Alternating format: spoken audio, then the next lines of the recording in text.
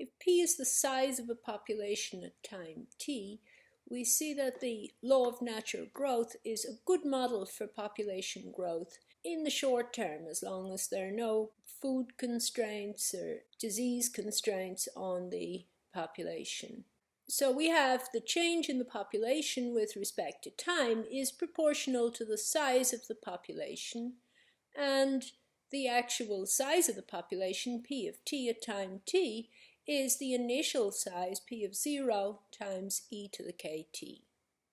And here the relative growth rate of the population, which is defined as the derivative or the change in the population with respect to time, divided by the size of the population, is k, our constant, our rate of growth, our relative growth rate, and we can derive this from the equation on the left. Here's an example of how we might use this for prediction of population size in the future.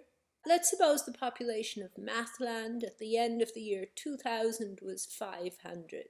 And let's also suppose that the population increases continuously or steadily by approximately 10% per year. What is the function p of t here using the natural growth model, and what will the size of the population be in 50 years, say?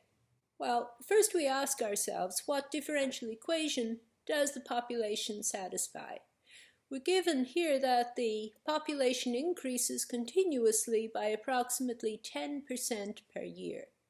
So we have the change in the population with respect to time is proportional to the size of the population.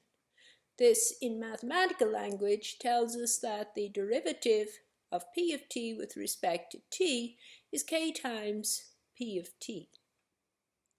And what is the value of k? Well, we're told in the problem that k is the rate of growth, and it's 0.1. And p of 0, the initial population at the end of the year 2000, is 500. So these are the givens.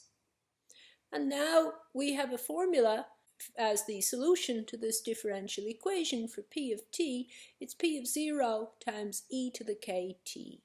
And filling in the details, p of 0 is 500, k is 0.1, we get p of t is 500 e to the 0.1 t.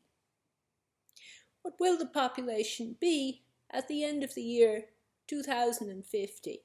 At the end of the year 2050, t will be 50, and according to our model, p of 50 will be 500 times e to the 0.1 times 50, which is 500 times e to the 5, which is approximately 74,206.